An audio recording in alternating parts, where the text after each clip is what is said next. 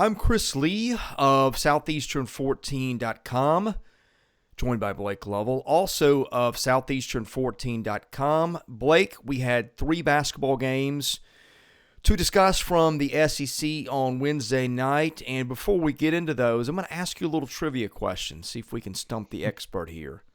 Probably will. Who is the SEC's highest-rated team in the net as of this morning, Thursday morning? My guess is probably LSU, but I may be wrong on that. You are not wrong. LSU is 3, ahead of Auburn, which is 6. And I think that LSU going to Gainesville last night and picking up a good road win probably had a lot to do with that, or something to do with it. Yeah, I mean, I said it a while back. I think their non-conference schedule was underrated because they played a lot of solid teams. They didn't play, probably a top tier team, but they just played a lot of teams that were, pretty solid for the most part. There's a group of teams in there that'll have a chance to push for a tournament, whether that's Belmont or Liberty or, Louisiana Tech, teams like that, Ohio maybe. And again, they won all those games. And, now I mentioned, I don't think anyone has a tougher first half of the SEC. It's kind of the flip of Arkansas that we've always discussed over the past several weeks. LSU's first half is the toughest of anyone in the league, and here they are at 3-1. So, yeah, I think that it makes a lot of sense, and I just continue to be amazed by their defense. It's just something that I would have never expected it. I'm sure if you're Will Wade right now, you think about kind of what you've had there offensively since he got there, but you just never really had that team that's just completely bought in on the defensive side. But this team is just, they are on another level. Obviously I don't have a chance to watch every single team in the country play, but I can't imagine there's even a handful of teams that are any better on the defensive side than LSU right now. And I know statistically you can look at it and they are at the top, but that's just when you watch them. They are something. And I mean, it's, they were able to kind of, foul trouble. They were able to navigate that last night and still win that game. And, and didn't really, I don't know, their top 3 guys played well, I guess you could say, but, Eason didn't play much. And I think that's, kind of one of those things where when he's like a non-factor, I mean, he played 7 or 8 minutes and fouled out. It's like you would have never thought they'd win a game like that on the road against Florida, but yet they still found a way to do it. And so I think it's just I've said it, I think it's Auburn 1, LSU 2, and maybe there's a little bit of a gap to 3, which I think is Kentucky. But, yeah, you're right now, it's going to be hard for me to bet against either Auburn or LSU at this point just based off of how they're playing, and that was another scenario I think that played out for LSU. So. Yeah, let's reset the stage for this game. If you know going in that Tari Eason is going to foul out in 7 minutes and 30 seconds, arguably their best player, he or Darius Days, Efton Reed, their 5-star freshman recruit center, is going to foul out in 12 minutes and 35 seconds. You already know you're without Xavier Pinson, who hurt his knee on Saturday. But what happens? Days steps up and gives them 20. And I think the bigger story is Eric Gaines, their backup point guard, was really good and made some key buckets down the stretch. His final line, he plays 34 minutes, scores 15 points, 2 assists, 4 turnovers. That's not good. Plus minus of a 6. But Eric Gaines was really good for them when it mattered, hit some big layups and just did some things that when LSU really needed a bucket, he came through. Yeah, I mean, he's played a lot this year, and turnovers have kind of been a theme, I guess, certainly throughout the season. But I think sometimes, it's like he's had a lot of assists too, and that is something where I think it's just eventually going to kind of, balance itself out. And I think with him, he's proven that he has that capability to play the way he has, especially, in that game last night. I think that was a high for him in terms of scoring. But it's just, this team is so interesting because it isn't just one guy. Like, it isn't just, and, I think it's like, it's everyone. Like, it's the entire group that's just really offering something. Even the Yeah. guys that aren't scoring, even the guys that don't have to score 10 points or more, they're still giving you something. Whether it's a Wilkinson, right, or someone like that that's grabbing a bunch of rebounds and blocking a couple of shots, those kind of things. It's just this team is, I mean, they're not by any means an elite offensive team, but I've always said it so many times. It's like you don't have to be an elite offensive team if you are an elite defensive team, because you can use that defense to turn that into much easier offense. And so that is something I think that we'll watch with them. If their defense starts to slip, then I think you have some concerns, just because their offense probably isn't. It's not going to match what we've seen from them offensively, with those teams in recent years. But if they continue to play this way defensively, I mean, I think there's one team in the SEC that can beat them, and they already have. And outside of that, I think it's good luck. So. Yeah, you mentioned this is not a great offensive team like last year's was, but what I see when I watch them is that their defense leads to a lot of offense. They are long, they are lean, they are athletic, they get out in transition, they get steals and do things that really lead to easy buckets on the other end. And then really, frankly, Blake, when they're in the half court too, they've got enough athleticism where they can just get to the rack and finish at the rim. And I just think this is the team that really formed its identity really early this year. Yeah, I mean, again, think about this. Even you can even look at Tennessee and some of these other great defensive teams we've seen in the SEC. I would go beyond the SEC. I'd say nationally. Like, when's the last time you've seen a team that in KenPom, number one in adjusted defensive efficiency, number 3 in effective field goal percentage defense, number 7 in turnover percentage? Oh yeah, it's just Fifth in the whole profile is just it's a big green blob on the right and side. it's not Yeah, just that. It's every category they're in the top 11, yeah, like nationally. I don't recall the last time I've seen that from a team. And again, there's probably been teams I'm just forgetting, but like they're not just like top 25, like they're top 10ish in everything. And so I think that's just, again, it's like, man, and remember, I don't think people gave them enough credit for their non-conference schedule, and I think it's yeah. like you're looking up at 15-1. I think that 15-1 is impressive in and of itself, but you dig deeper, it's even more impressive because of some of the teams they beat, and how they beat some of them. And now, like we said, they're navigating the toughest first 7 or 8 games of any team in the league, and they're 3-1, getting ready to play Arkansas on Saturday. Then it gets interesting because they have back-to-back road games in Alabama and Tennessee. But right now, you're gonna feel pretty confident about LSU's chances against anyone. So. For Florida, Blake, Florida's 50 in the net this morning, banked some big wins. Frankly, you give them Texas Southern, which they never should have lost. That's probably a tournament team right now, but that may be the win that, if the field were picked today, would keep Florida out. I don't know where this is going for them. I watch them at times. They look good. Colin Castleton was good again last night. But, man, free throws, 11 of 22. They're 7 of 31 from 3. It seems like shooting has been an issue from Florida in recent years, and that was the thing that bit them last night. Well, I mean, I guess if you're looking at this from a Florida standpoint and you're trying to find a positive, the hardest part of your schedule is over. I mean, your hardest 3-game set of the year is probably over now that you've played Alabama, Auburn, LSU, and lost all of them, which, you don't want. But at least maybe, now it's like, well, they do play some, they'll have games against Kentucky and Tennessee and all that, but they're kind of, balanced out by games against Georgia and some of the other teams that are struggling a little bit right now. So I think that is at least something you can maybe find some momentum. But the problem for Florida is, now you get to the point to where you're 0-3 in the league, and battling out of that hole is going to be a lot easier said than done. And look, quite frankly, they could do it in the next 3 games. Like, they play South Carolina, Mississippi State, and Vanderbilt.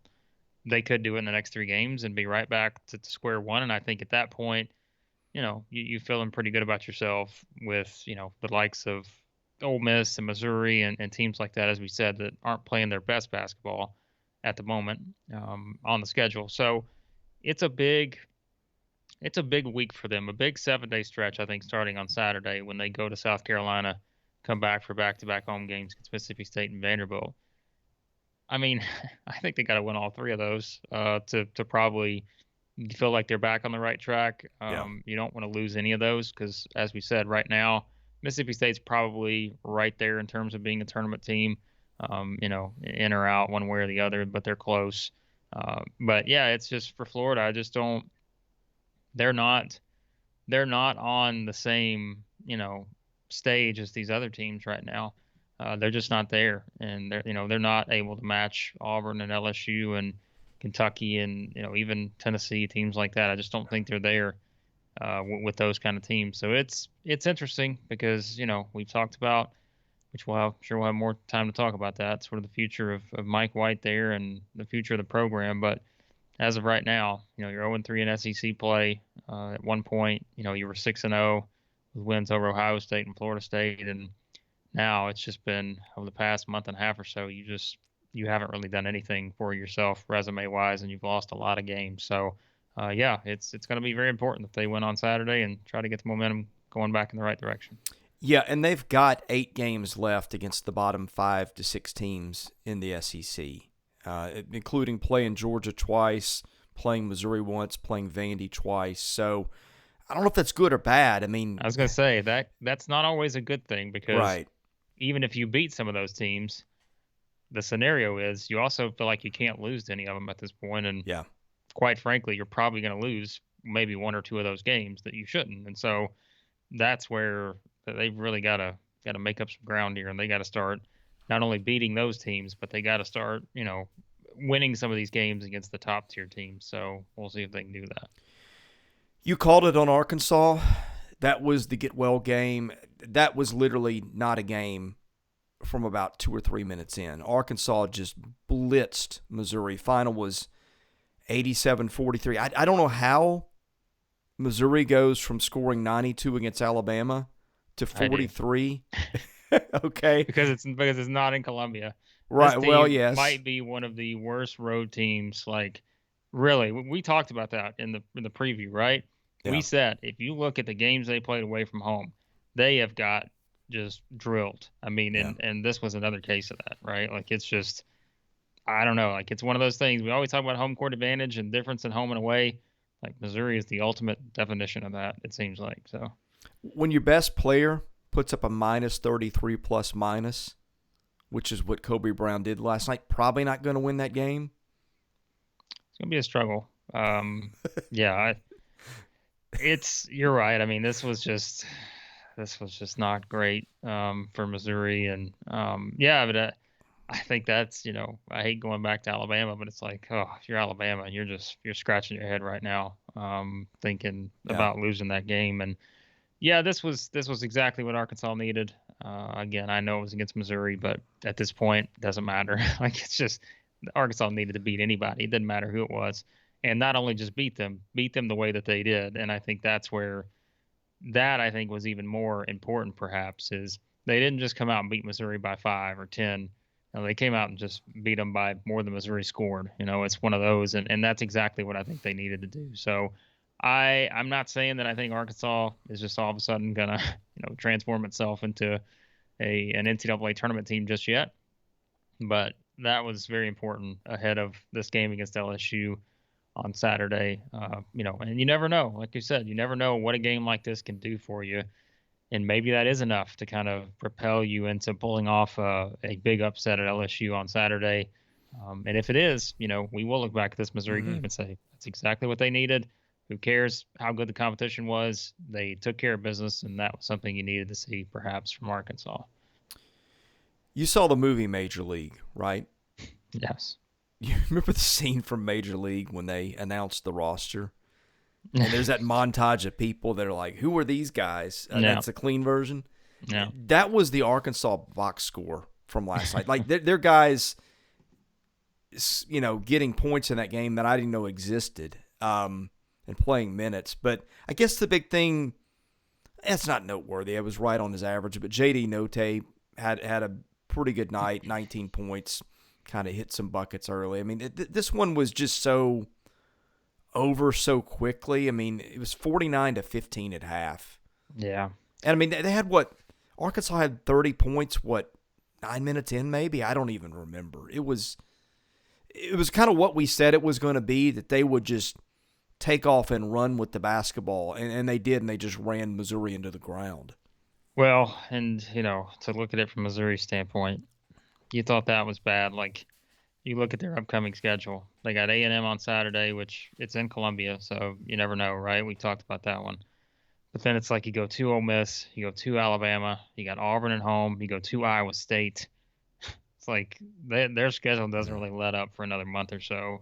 So I think the struggles may continue for the Tigers, especially away from home. But yeah, I think Arkansas, we'll see what happens. It's one game. I'm not ready, like I said, to completely just go back all in on this team or anything. But I think that they did exactly what they needed to do. And now how that, carries over to Baton Rouge, I think is the big question. So. It's funny, I was going to ask this, and I literally just got a text on this subject, more or less. The fan base is getting kind of restless with Cuonzo Martin, fairly or unfairly. And I'm guessing the fact that he took them to a tournament last year, probably carries a lot of weight. I don't know that you fire a guy 1 year removed from an NCAA tournament appearance. Although, having said that, Vanderbilt got rid of Kevin Stallings the year that they made it. Is he in any trouble there? I mean, from a fan base standpoint, probably.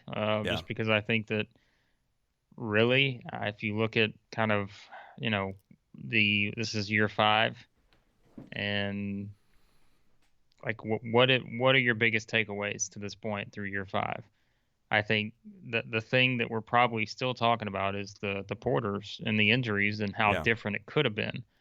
But unfortunately, like we said, in this state in the SEC, it's what could have been just don't mean a whole lot anymore. And you don't really get that longer leash in the SEC just because you understand what the competition is like now, and you are going up against traditionally 5, 6, teams that are going to be in the preseason top 25 now every single year, and that just I think makes it so much harder to make those kind of decisions.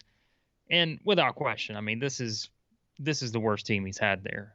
And I don't know, like you mentioned, fair or unfair, they were so experienced. I mean, remember, we talk about those teams, last year's team was kind of that team that had been built for 2 years. Like it had just been, we talk about development and all that kind of stuff. We mentioned it with Vanderbilt and all that, but like that team was built for last season and underachieved probably just based on how they started, I guess. But I don't really think you can say they underachieved from a standpoint of, they got to the NCAA tournament. That's when where I think they started 13-3, but they really just struggled down the stretch. And we know too, I mean, last year was different, and those kind of things factor in. But I think that's where, if you want to feel better about it, you have to prevent this season from just being a complete mess. And that's where, like I said, when you look at their upcoming schedule, finding wins the rest of the way is very hard to do, outside of games against Georgia, which is there's only one of them. You would like to have maybe a couple with that, but they're going to have to win some of these home games like they did against Alabama, because on the road you just right now just chalk it up as though they're going to lose every game they play on the road just based on how they played to this point. But I think it will be an interesting discussion without question, especially if they kind of continue on the trajectory they're on, because 5 years in, again, we understand how this business works. And Cuonzo Martin, I've said this so many times, but he's one of doing our best stuff guys in the business. Oh yeah. I mean, doing the stuff we do for Blue Ribbon, there's not an easier guy to talk to in terms of just getting, you understand what he's trying to accomplish, but also there is a part of that where it's like, that can only carry you so far in this business the way it is now in the SEC. So here's another question, and it hadn't occurred to me till just now. What is a realistic ceiling for them? Because Missouri really, a decade ago when you would ask that question, who's the best program that's never been to a Final Four, and it was usually them and BYU. But they've gone on, goodness, since they joined the SEC, I think year 1 they were pretty good, if I recall correctly. And it's just kind of gone downhill from that. The Kim Anderson hire really set them back. Cuonzo, now he's been to 2 NCAA tournaments in his 5 complete seasons there. Now, they've not won a game yet, and they've not been awful. This is just, it feels like with him, the ceiling and the floor, well, at least the floor till this year, seemed like they were pretty close together. And it felt like last year was maybe getting close to, I thought he got a lot out of that team, right? I don't think that they left a lot of meat on the bone. They were good, but they weren't great. And I think getting where they got, I don't think that they really underachieved. Now, you can argue as a program, when that seems to be your ceiling, is that where should Missouri be? And I think that's legitimate, but what do you make of that situation if they were to move on? What's the ceiling there anymore? I mean, to me, ceiling almost seems to be what you make of it in this league. But because, if you'd said Auburn 10 years ago, people would have laughed at you and said you're crazy. But, or Florida 30 years ago, if you'd said Billy Donovan's going to do what he did, people would have laughed at you too. I really think a lot of it's about finding the right coach as much as anything. That's a long-winded preamble to get your opinion, but that's an interesting program to me right now. Well, and I'm smirking because here's the thing. The ceiling, realistic or unrealistic, for all 14 teams in the SEC now has gone to Final Four. Winning the SEC championship or getting to a Final Four. All 14. And I know you're going to think, like, on the surface, it's like, well, hold on a second. Like, maybe Missouri is not that kind of team. Maybe Georgia's not that kind of team. But it's what you just said. Who on earth thought Auburn was that kind of team several years ago? Who thought Alabama was going to get to the point that they got to last year? Who thought, even go back to like some of these teams that have, LSU, right? I can remember sitting courtside in Nashville, and I don't remember what year this was, when LSU played in that semifinal game against Texas A&M in the SEC tournament. And I think they had Ben Simmons, maybe that was that team, I think, and they scored like 30-something points and got beat by like 40. Mm-hmm. And that was a bottom out. I think I was at that one too. Yeah, that was ugly. I think it's just a bottoming out. Yeah, we may have been saying that. I don't remember, but it's like that was a bottoming out of the LSU program. And now, as we just talked about, they've won a regular season title since then. All these other things, like go up and down the line, like Ole Miss, right? Like Andy Kennedy kind of kept them on a pretty solid ground there for the most part. It was kind of like, there were comparisons to Kevin Stallings and all that in terms of these guys just being able to keep those programs there. South Carolina, I think, is the ultimate example of how they haven't been able to do a whole lot with it. But when South Carolina got to a Final Four, you're looking up thinking, who would have thought South Carolina was getting to a Final Four? So, again, realistic or unrealistic, which I think there are going to be times where it's unrealistic, everyone has the expectation that if we make that right hire, we can get there. And I like that because it is something that makes things a lot more interesting. The stakes are much higher. And, I've pointed out the stat before. I can't remember exactly what it was. I tried to find it, but I want to say since 2016, maybe, every team in the SEC has made the NCAA tournament except for Georgia. I think it is. I want to say that's right. And so it's like, there you go. Like everyone now, like the expectation is no longer to remember back in the day. It's like, hey, get those 20 wins, right? You just got to get 20 wins and you're going to be fine. It's like, you got to get to the NCAA tournament and you probably got to win some games because you're looking around seeing what Auburn's done and what Alabama's done and what South Carolina did by making the Final Four. Random or not, they did it. And not a lot of teams could say that. So I think that's where if you're Missouri, it's like, you can be the biggest Cuonzo Martin fan in the world and appreciate what he's trying to accomplish there. But I think Missouri is going to look at it the same way that all of these other schools have looked at it, as though at a certain point, we need to figure out how we get to where Auburn's at, or to where LSU's at and those kind of spots. And I think that's where, you start having those decisions that are made. So it's going to be interesting to see what happens there. But it's just it's just a lot more goes into it, I think, than just the actual school. It's the state of the league, I think, at this point. Well, one team that's not going to the NCAA tournament again this year is Georgia. And Georgia did what we thought would happen, went to Mississippi State and got pounded. State now 47 in the net, starting to creep into bracket projections.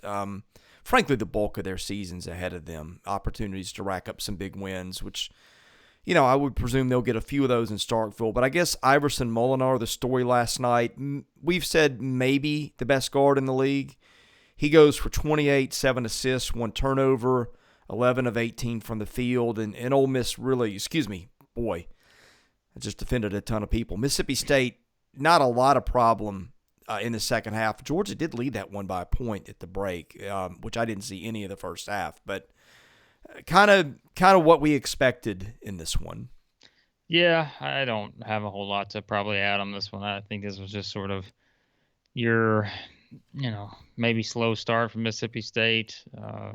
Find a way to eventually just kind of overwhelm, an inferior team, and I think that's kind of what happened here. They they kind of played more aggressive in the second half, and they just sort of found a way to put it all together. And I mean, again, what do we say about Georgia to this point that probably hasn't already been said? It's just going to be a struggle the rest of the way. And that same conversation we just had about Missouri, you can have just copy and paste. The same thing you can have about Georgia right now. Mississippi State, I think now things start to get fun for Mississippi State because, as we mentioned before, this next stretch for them is really where we start to figure out who they are, I think. Because now it's Alabama, Florida, Ole Miss again, then Kentucky and Texas Tech. I mean, that's 3 your next 5 games on the road against Florida, Kentucky, and Texas Tech. That's going to be fun. Maybe not fun for Mississippi State at times, but there are at least some fun matchups to think about there. And then you get that rematch with Ole Miss and Alabama too in Starkville. So I think this is where we get a better grasp on Mississippi State. I still don't have it to this point. I don't know exactly what to make of them, but if they can come out of this 5-game stretch they've got coming up with, a winning record, if they go 3-2 in that stretch, if you're a Mississippi State fan, you're probably going to feel pretty good about where things are at. So, yeah, State, beat Arkansas, but resume's pretty lean other than that. So I think that's one you look at it, you say is a tough schedule, a blessing or a curse. I think in this case, that's kind of what this team needs. And frankly, look, Blake, this team is talented enough to beat good teams and get to the tournament, right? So at some point, you've got to either be that or not be that. And so to me, if I'm State, I'm looking at this as an opportunity because they've got the talent to beat good teams.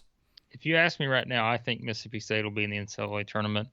And this is the beauty of recording, right? Like somebody can go back and cut this up and find it and point out I'm an idiot if they don't make it. But no, as of right now, I think because of what you just said, I think that, and I've said it before, like I just don't think that this is a team that has a ton of just glaring weaknesses. I've said it before. I just don't look at this team and just feel that not sure about them in certain areas. I think they're solid in a lot of areas, and having Molinar helps that. So I think they'll get there. Maybe they, one of the last 4 teams in or something, or maybe it's better than that. Maybe they do start winning some of these games. But I think they're going to have a shot to get there. And as of right now, I'd say they probably find a way to get in. Parting thoughts? No, Saturdays, man, there's some interesting games, which we'll talk about in our next video. But there are some very fascinating matchups on Saturday. Maybe some upsets brewing. We'll see. But, should be fun.